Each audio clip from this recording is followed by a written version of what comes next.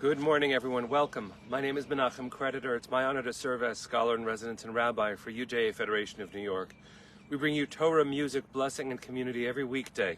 It's been a pleasure and honor to do so since March 18th, 2020. Today is middle of Pesach, 2023. What a gorgeous thing it is to do, to spend time every morning getting to know each other's names, saying hi to Lydia and Linda and Stanley, all of our friends who are here. I'm moving closer to the screen so I can see who's there, a little bit further away than I'd like. April and Andy, good to see you too. Friends, we're in the middle of Pesach. You find me very happily at Camp Ramah in Darom in Clayton, Georgia. You can hear the birds in the back as we broadcast for our 773rd time. Thank you, Penny. It's a little bit brisk in the air, but this is something that I'm really hoping that we're able to share. I'm able to send in through the screen some of this air, this light, the sun breaking through, the trees in the background, the mountains.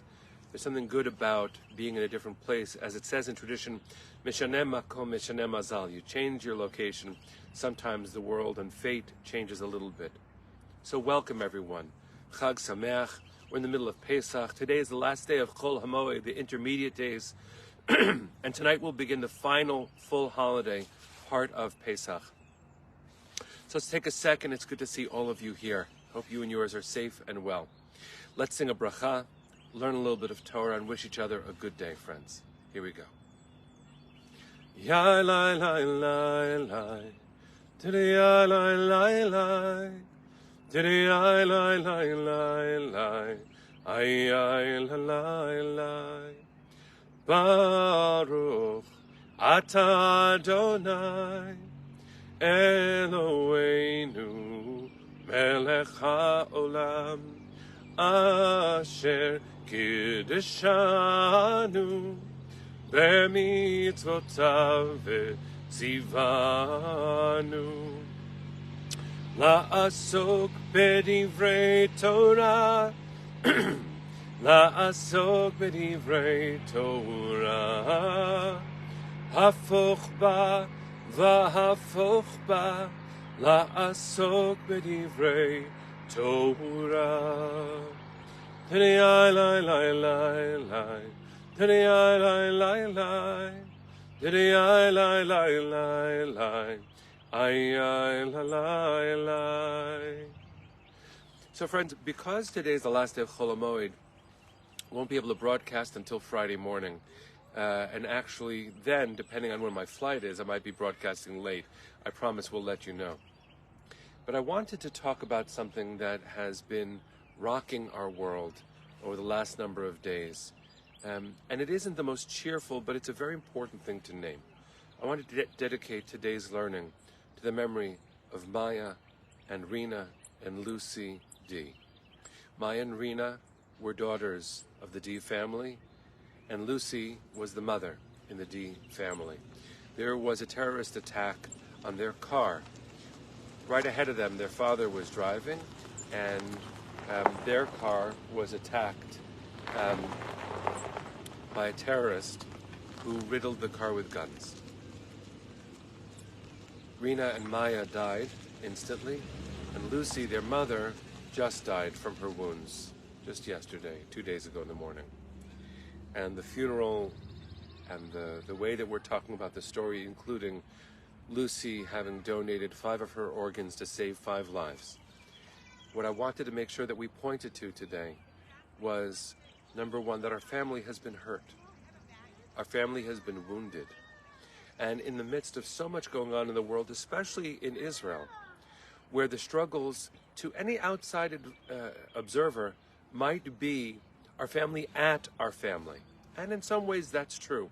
We have to pay attention, and we as UJA, as diaspora Jews, must be very involved in this conversation, lending our hearts with full force to the conversation to defend democracy and to fight for minority rights in our homeland.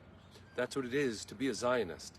That's what it is to be a human, to be a mensch, to be a Jew. Obviously, there are mensches who are not Jews, and there are people who fight for minority rights who don't do so in the name of Zionists. But if we don't do it in the name of our Zionism, Who will? We have to lend our heart and our strength. My dear teacher, Rabbi Danny Gordis, is teaching in that room right in front of me, right now, from a wounded heart, about what he believes, and I think accurately, our people requires. So, in memory of 3 sisters, mothers, one was a mother, 2 never had the chance, daughters, our family, in memory of Lucy and Maya and Rena D., and sending comfort and strength to their battered family. Let's talk a little bit of Torah. Here we are, days after Seder, and there's a part of the Seder that, I was leading the second Seder here at Camp Ramah Darom, and I don't emphasize it.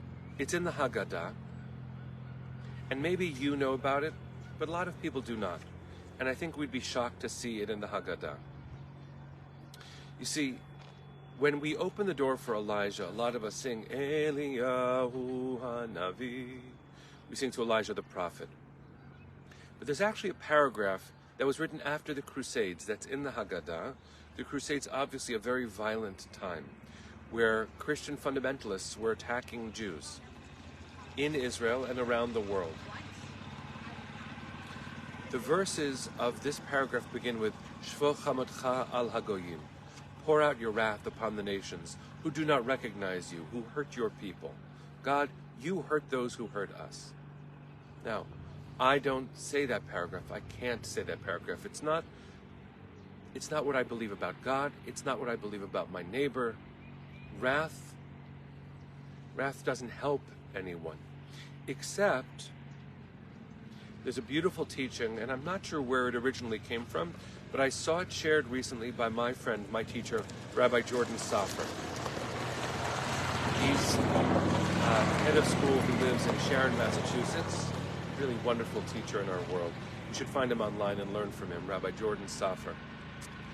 Jordan posted this teaching that, in fact, we need that paragraph. We need a paragraph that says, God, pour out your wrath upon those who hurt us. And why do we need that paragraph? Because what we are ultimately doing, what we are effectively doing by reciting that paragraph is not actually hoping that God will be violent. We are pouring out that paragraph so that we won't be violent. We're saying, God, it's not in our hands to pour out our wrath. That's not what you would have us do. And we know that it's not good to take vengeance into our own hands. Vengeance is very different from justice. But God, you do that. You absorb all of our wrath. Let us pour it out through you. And we sort of export not the pain, not the hurt, but the violence. Of course, we must defend ourselves. There is not any question in my mind that there is an ethical mandate to preserve our own lives. But we have to make sure that in our use of force to protect lives, we don't devalue the lives of others. We don't see our wrath as more important than someone else's life. Law is important. The structure of society is important. Justice is important. And even and especially right now, peace is important. When we end Seders, we sing L'Shana Haba'ah B'Yerushalayim, next year in Jerusalem. Why would people in Jerusalem now, a thriving, beautiful, yes, divided, but strong spiritual center of our people, a unified Jerusalem? Why does someone in Jerusalem today sing L'Shana Haba'ah B'Yerushalayim? I'm sure that there are many answers, some of which I would probably disagree with. But what I would offer is this, because we're not there yet. Even if we're there, we're not there yet. When I open my door during Seder and sing for Eliyahu Hanavi, I'm saying, let that great day come where children's hearts turn back to their parents and parents' hearts turn back to their children. And I say so with tears in my eyes now, because Lucy and Rena and Maya are those parents and children. And we've lost our mother, and we've lost our daughters. And I imagine, friends, I imagine that in many people's hearts there is vengeance right now. I bless us to not avoid the pain and not give free rein to violence. Not in our hearts, not in our words, not in our politics. To see behind me, as you probably see on the screen, sweet children who are free in a very holy space, just walking around.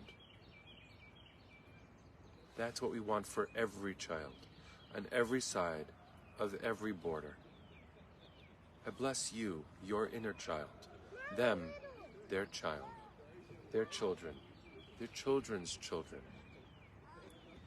In the deepest part of all, I ask God to take away my impulse to retaliate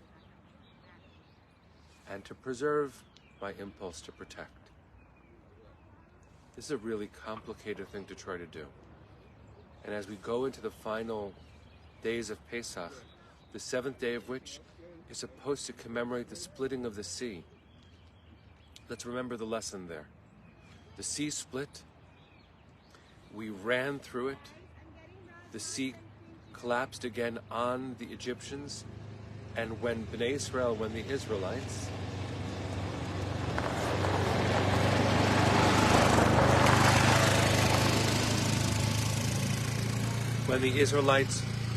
crossed through, they wanted to sing. We know the song because we read it on the seventh day of Pesach. You might know the melody. Haz Yashir Moshe Uvenei Yisrael. And the Israelites said, Az Yashir Moshe, so sang Moses, so will sing Moses. The Midrash suggests that God got angry and said to the Israelites, how dare you sing when my children are dying? Who are the children who were dying? The Egyptians who once enslaved the Israelites. Even God knows. Even we must know. We don't sing at pain caused to another human being. So we should never wish pain caused upon another human being, even those who have hurt us. So I bless you, friends. I bless you to see the freedom around you, including those who are walking by, as a gift. It's all part of the same teaching. Everyone should be able to do what they are doing. So should our family. Let's sing our way into a good day, friends. Sing our way into Chag. Ya la la la la, diddy ya la la la, diddy ya la la la la, ay ay la la la. Chag Sameach, friends. See you on Friday. Take care.